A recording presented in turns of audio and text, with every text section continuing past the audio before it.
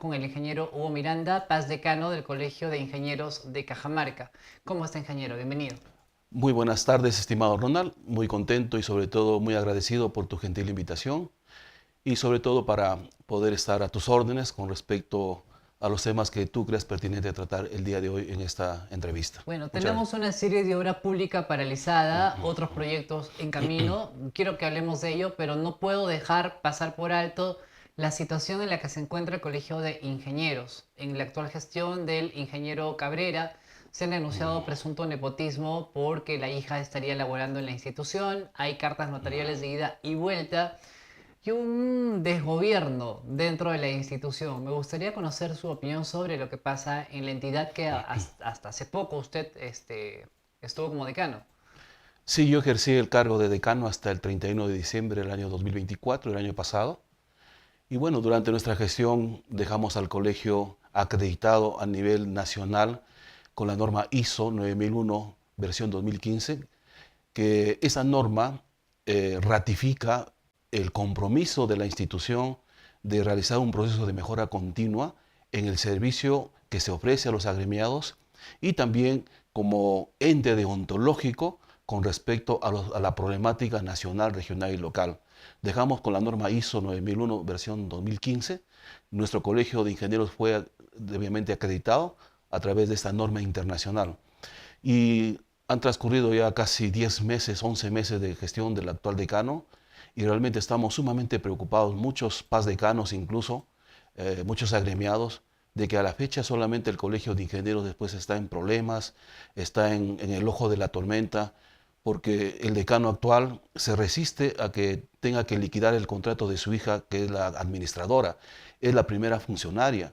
Entonces, ello está generando un conjunto de problemas incluso con la junta directiva, con la asamblea departamental, porque si bien es cierto que el estatuto no prohíbe, ¿no? Que un familiar del titular, en este caso del decano, labore en nuestra institución, pero hay una norma mucho más importante, una norma jurídica que es el tema ético, el tema deontológico. Si bien es cierto que no hay una norma jurídica que prohíba, pero lo que aquí prohíbe es la ética. Yo no podría como decano tener jamás a mi hija como la primera funcionaria y con quien manejo directamente el dinero, todos los recursos de la institución. Ahí se genera un conflicto de intereses. Entonces, por un tema de transparencia, por un tema de honestidad, por un tema, digamos, de información de una manera pertinente, el decano debería ya tomar cartas en el asunto y resolver el contrato con su hija. La hija, repito, es la administradora y es la primera funcionaria del Colegio de Ingenieros. No estamos hablando de un trabajador que ocupa una segunda o tercera jerarquía. Estamos hablando del trabajador que tiene la responsabilidad del manejo económico, Ok. presupuestal, de las compras. Me gustaría consultarle en ese sentido la vinculación de la hija del actual decano con el colegio, porque revisé una carta notarial que esta señora o señorita le envía a la trabajadora también del colegio, Sonia Cabrera, indicándole que ella tiene un vínculo desde el año 2022 y que por lo tanto, al haber trabajado todo un tiempo, ha ganado derechos y ahora tiene una desnaturalización de contrato, lo que implica un contrato indeterminado. Mire, Señala en su carta. mire, ¿Cuánto hay de verdad allí? la carta notarial envía la administradora, la señora Sonia Cabrera, a la tesorera de la Junta Directiva del Colegio de Ingenieros. Ujú. Fíjese usted, incluso hasta se ha perdido la jerarquía y el respeto, porque una trabajadora no puede enviar una carta notarial al tesorero de una junta directiva. La señora administradora a la que estamos haciendo referencia fue contratada en mi gestión durante el periodo 2022-2024. Cuando yo concluyo mi gestión, lo liquido con todos sus derechos, con todos sus beneficios, con todo lo que corresponde a la normativa. Entonces, a partir del 31 de diciembre, la actual administradora ya no tenía ningún vínculo con la institución porque yo como decano tuve que liquidar para que la próxima gestión tenga la libertad, tenga el grado de libertad de poder Correcto. contratar a las personas que crea pertinente. Pero ¿qué hace el señor decano, el papá de la señora administradora? Nuevamente lo contrata. Ya, Nuevamente. en ese sentido, ella señala en la carta haber acudido al Poder Judicial y haber realizado una desnaturalización de contrato. La norma señala que para tener este tipo de contratos tienes que tener 12 meses consecutivos más un día. Y claro, usted me acaba de decir que ha estado contratado durante 2 años. ¿Sabe usted si ella inició un proceso que le haya ganado al colegio y por esa razón la desnaturalización de su contrato y vinculación con la institución ahora sea de manera permanente e No, indeterminada? no, porque el contrato se renovaba siempre trimestralmente, no había un vínculo de más de 12 meses y al 31 de diciembre del año pasado se lo liquidó y en esa liquidación automáticamente, de acuerdo a la norma, pierde el vínculo con la entidad. Ay, entonces miente en la carta la señorita. Obviamente que incluso ya eso tiene conocimiento el Consejo Nacional, entiendo que ya el Consejo Nacional tiene conocimiento al respecto, pero como le acabo de manifestar, estimado Ronald, este es un tema ético. O sea, yo no puedo hablar de ética, de transparencia, teniendo una hija que es la primera, que es la primera funcionaria con quien manejo los recursos de la institución, compras, adquisiciones, pago de proveedores y toda la parte económica y financiera. Entonces, eso realmente atenta contra digamos, No, la y además da la transparencia. impresión que ya parece una empresa familiar, ¿no? Donde el papá es el manda más y la hija el ministro de los recursos. Y al respecto, como te decía, Ronald, ya ha habido cierto problema, cierto roce incluso con los integrantes de la junta directiva, con el decano, porque ellos les han pedido de que ya rescinde el contrato con la hija, pero Ok. el decano se resiste a ello. Yo no sé qué está esperando que de repente le inicien una acción legal, porque si bien es cierto que la norma no lo prohíbe desde el punto de vista jurídico, pero hay pues el tema ético, ¿no? De que Ahora bien, no podríamos tener, ¿hay digamos. comité de ética en el colegio de Mire, ingenieros? sí, estuvo Sí. presidido por un paz decano, conocido por todos nosotros, el ingeniero Carlos Tirado. Ya, Pero ha sido obligado este tribunal de ética a que renuncie y renunciaron de una manera o sea, masiva. que en este momento no hay tribunal de ética. No lo sé, entiendo de que cuando ya ha presentado la renuncia el ingeniero Tirado, el actual decano tiene que haberlo juramentado formal y oficialmente, y de ese acto protocolar, de ese acto jurídico y de ese acto formal, yo no tengo conocimiento. Por ejemplo, con Paz Decano no he sido convocado, porque el Paz Decano, en este caso mi persona, integra la asamblea. Por el mismo hecho de ser Paz Decano inmediato, integro la asamblea y nunca he sido convocado para la juramentación Porque es de una los. situación rara, ¿no? Se ve un hecho, como se dice, moral, ético, pues existen comités de ética que justamente lo que buscan es sancionar y evitar que ese tipo de hechos proliferen. Así Es es. raro que tengamos un colegio sin comité de ética con una situación tan extraña. Y varios casos se han derivado al Tribunal de Ética anterior, que por circunstancias que el ingeniero Tirado expresa en una carta que no ha habido apoyo por parte del decano, que no ha habido las condiciones, que no ha habido el apoyo logístico, el Tribunal de Ética anterior tuvo que renunciar en pleno y dejar las funciones como tal. Entonces, en este momento, por ejemplo, no sabemos si es que hay tribunal de ética, quiénes lo integran, porque no ha sido juramentado, no se ha convocado a la asamblea Claro. para informar sobre el hecho de la renuncia del tribunal de ética anterior.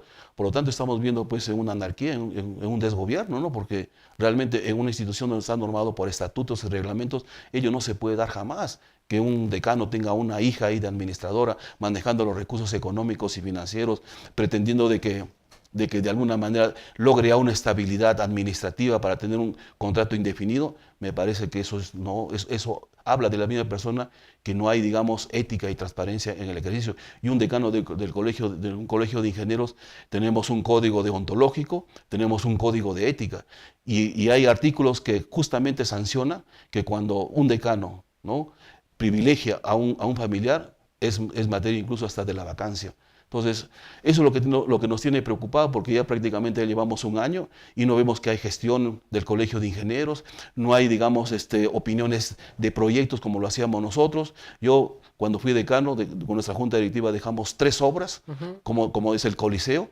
completamente terminado, la instalación de un asesor panorámico para que puedan acceder al auditorio y la remodelación de los servicios higiénicos. Esas obras ya le están dando uso y tengo conocimiento que todavía esas obras no son canceladas. Esas obras llegaron casi a un presupuesto de 1.700.000 y por gestiones que hice con el Consejo Nacional logramos el financiamiento y con los recursos propios de acá del Consejo Departamental hemos logrado financiar esa obra. Ha quedado un Ok. saldo y ese saldo tiene que asumirlo esta junta directiva porque ellos ya están usufructando. Nosotros entregamos la obra en el mes de diciembre para que esta nueva gestión ya lo utilice y le dé uso del Coliseo, como se viene haciendo, del auditorio y también de toda la Bueno, infraestructura. lamentable. Ojalá que la Asamblea pueda hacer algo al respecto porque creo que los miembros tienen voz y voto. y pueden tomar Yo decisiones. invoco a la Asamblea Departamental del Colegio de Ingenieros, que son 20 asambleístas, 20 ingenieros de distintas especialidades, que de una manera objetiva y sobre todo con honestidad le exijan al señor decano que de una vez por todas resuelva esta situación, ¿no? Resolviendo el contrato con la hija, que es la funcionaria, en este caso la administradora, y contrate los servicios de un profesional, como yo lo hice haciendo las convocatorias, para que pueda asumir el cargo de la administración y que el manejo de los recursos económicos, los ingresos, los aportes que damos nosotros los agremiados, sean manejados de una manera honesta y transparente. Perfecto. Dejamos ahí el tema del Colegio de Ingenieros. Ojalá que la Asamblea pueda hacer algo al respecto y tomar las decisiones más adecuadas pensando en la institucionalidad del Colegio de Ingenieros de Cajamarca. Bien, hablemos ahora de obra pública. Tenemos varias obras paralizadas que sin duda generan afectación a la población y generan este desconcierto de saber que seguimos repitiendo la historia. El Colegio Militar en Jesús sin duda es un ejemplo de lo que no debe ocurrir. Me gustaría conocer su opinión al respecto. Ronald, cuando algo se inicia mal, mal termina. Bueno, su licitación empezó muy mal. Empezó mal. Se cayó 2 veces. Igual, mira, Ronald, como lo que viene ocurriendo en nuestra primera Casa Superior de Estudio de la universidad, con el edificio de la carrera de Ingeniería Civil. Cierto.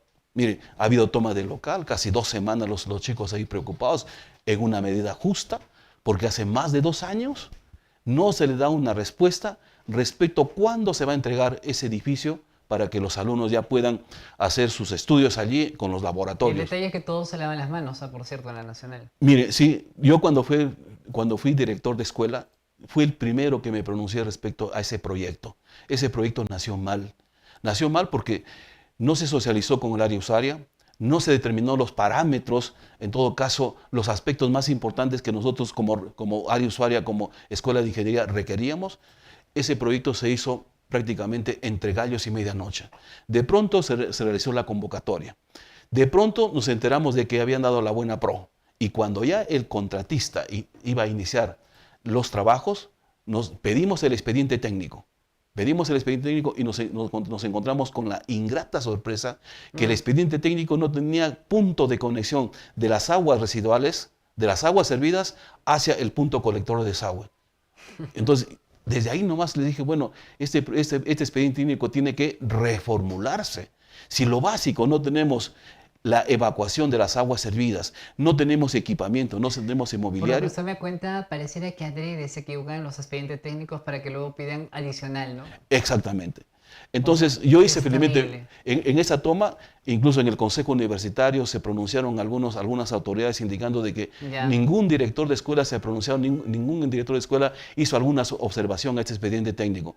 Entonces mis alumnos vinieron preocupados porque yo en clase siempre les comento respecto a esta obra y le dije, mire, yo siempre hablo con evidencias y acá está la prueba. Este es el pronunciamiento que yo firmé, que le entregué a las autoridades, acá está mi firma y en la fecha, planteando incluso las observaciones, pidiendo de que el expediente técnico sea reformulado para tener todo el documento, este instrumento técnico y normativo que se llama expediente técnico, totalmente definido y completo. No se tuvo. Entonces se tomó la decisión de que continúe tal como está, que el camino se iba a regularizar y ahí justamente tenemos lo que tú dices, que el contratista solicita adicionales de obra, que el contratista está pidiendo incluso que no se le sancione porque se ha retrasado, o sea, no se aplique la penalidad, y lo que es más delicado es que se ha firmado un documento que se llama un proceso de arbitraje, en el cual el contratista incluso obliga a que la universidad no le inicie ninguna acción legal, menos administrativa para rescisión de contrato. Recién nos hemos enterado de esto, mi querido Ronald. Entonces, fíjense, esto también ocurre en las obras públicas. Sí, a ver, para cerrar el tema de la Universidad Nacional de Cajamarca, evidentemente no es la única infraestructura que tienen con problemas, hay otras más. Pero hay un responsable, ¿no? Hay un rector que rige la universidad, que tiene que atender esas necesidades. Y no es que recién la obra se haya paralizado, ya tiene tiempo y ha esperado él que los estudiantes tomen el campus universitario, pero tampoco es que haga una salida importante. Si bien es cierto que el rector, como titular del pliego, como parte resolutiva, no pueda tener el conocimiento exacto y preciso Pero tiene gente que trabaja para él. Pero eso tienen los asesores. Para eso tienen funcionarios que ocupan las unidades formuladoras, las unidades ejecutoras de inversión, la parte, digamos, de supervisión.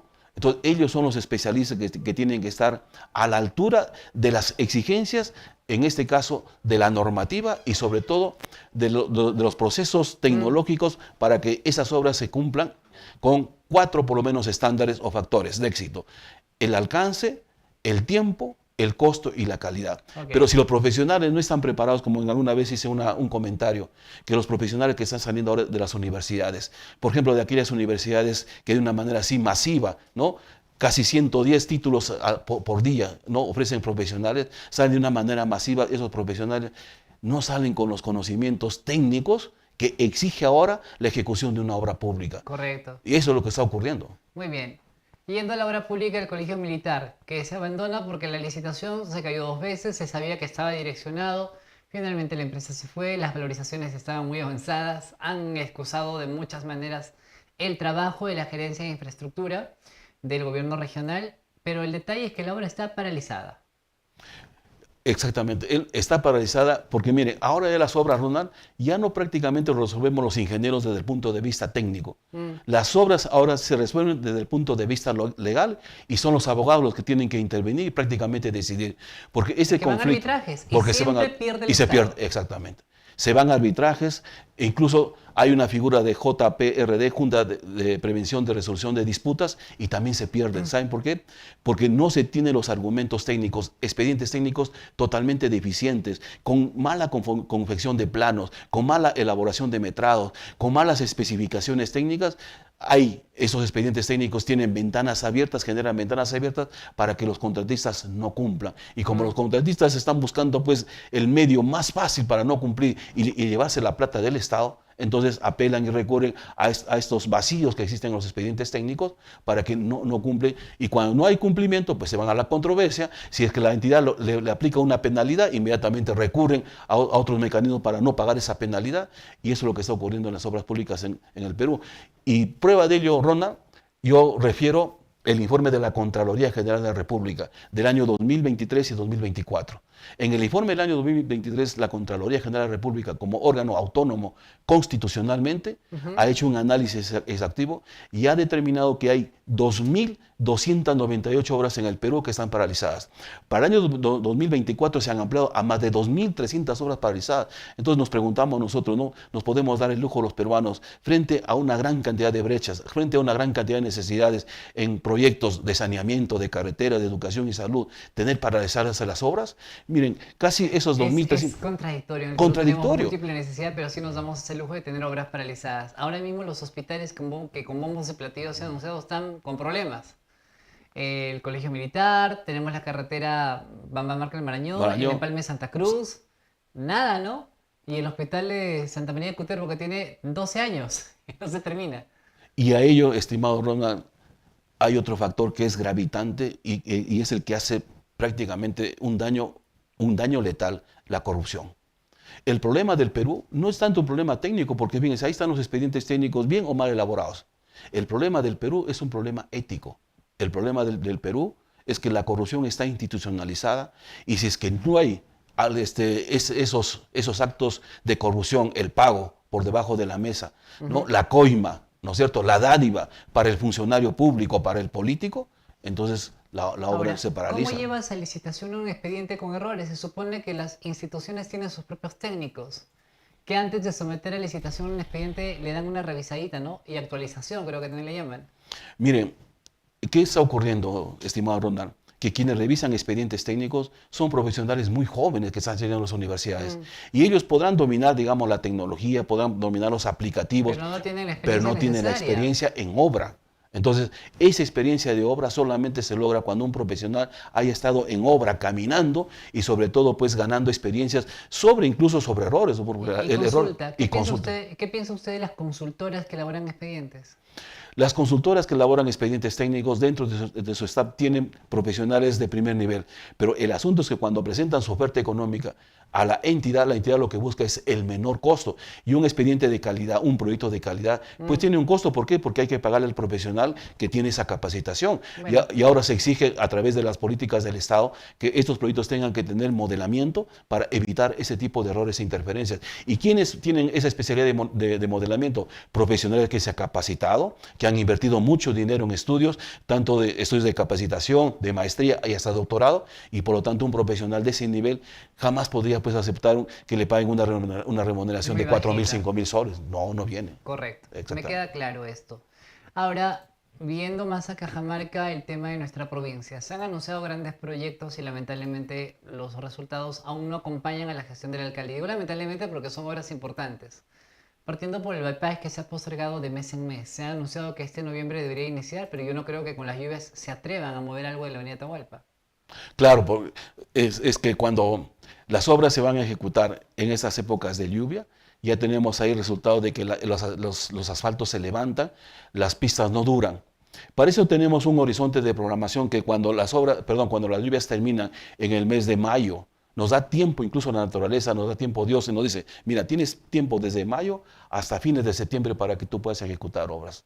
Pero cuando no se hace una correcta planificación, no se entiende programación de obras, no se entiende el ciclo hidrológico, entonces se quiere improvisar las obras solamente por cuestiones de campaña política o de repente para justificar el gasto, ¿no? Para justificar el gasto y decir, sí, esta es una entidad, una municipalidad o un gobierno regional que está ejecutando el gasto o que está comprometiendo el gasto, pero ¿a costo de qué? De que la obra no tenga justamente esas condiciones de calidad. Eso es lo que me preocupa a mí, porque los proyectos que se han anunciado son importantes, pero mientras no se realicen simplemente son eso, ofrecimientos, promesas o ilusiones. Ahora, una pregunta que de repente desde la ingeniería se puede responder. Este mismo año, ese bypass por obras por impuesto costaba alrededor de 46 a 48 millones de soles. Y de pronto ahora va a costar 70. ¿Cómo incrementó casi el doble en un año? Es que en toda obra, primero se elabora un proyecto. Ok, El proyecto es el documento en el cual se tiene un horizonte de de que podría resolver frente a un problema. Y cuando ya se elabora el expediente técnico, es el proyecto de ingeniería, o en todo caso, es el documento con el cual se construye. Y ahí se hace con detalle todos los estudios que corresponden a mecánica de suelos, al tráfico. Y cuando... ya, pero se supone que eso ya tenían, porque solo usaban por la certificación la fixa, que era el gobierno regional y que no otorgó, y arrancaban en julio. Entonces uno dice, ¿cómo es que el costo se incrementan tanto solo por la certificación ambiental? Claro, es que primero han elaborado el proyecto y con el proyecto arrojó ese monto de 40 millones. 46 millones. Cuando ya elaboran el expediente técnico, que es el documento con el cual se va a construir, Ya. entonces se dieron cuenta que hubieron, por ejemplo, partidas, hubieron obras, que no habían sido previstas en el proyecto y que sí están en el expediente técnico. Por eso que el monto se incrementa. Ahora, 70 Así millones. es. 70 millones para un bypass me parece mucho. Claro, claro, así es. Bueno, en fin, habrá que evaluar.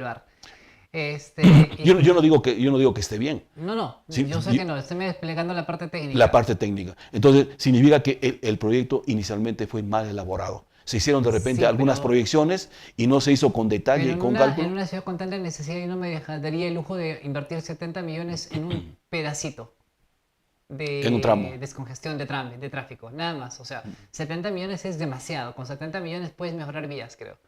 O ampliar nuevas vías. En fin, otro detalle más que le quiero consultar es el Chonta. Hay la expectativa de que el expediente esté listo en este noviembre, a fines de noviembre, ese es el plazo establecido por Newman. Entre observaciones y todo, yo creo que hasta el 31 de diciembre. Y buscan que se haga de gobierno a gobierno. El alcalde tiene la expectativa de que en marzo esto se haya concretizado. ¿Alcanzan los plazos así como lo indican y como se lo acabo de exponer? Esta modalidad de ejecución contractual Ajá. de proyectos de gobierno a gobierno tiene, digamos, más seriedad y más certeza que cualquier otra modalidad, llámese administración directa, y en el caso, por ejemplo, de contrata, que hay muchos vacíos para que el contratista no cumpla. En ese caso es un acuerdo directo entre un gobierno, que puede ser el gobierno peruano, el gobierno español o el gobierno alemán.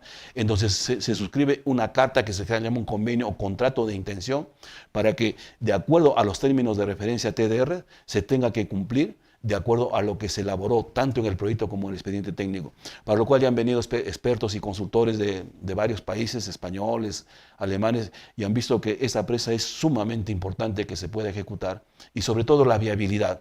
Como tú acabas de decir, esperemos que contemos con el expediente técnico ya definitivo para que la obra se inicie y de esta manera tengan que trae toda la tecnología, todos los especialistas de su país para poder ejecutar aquí la obra, por supuesto, en un vínculo con la ingeniería peruana.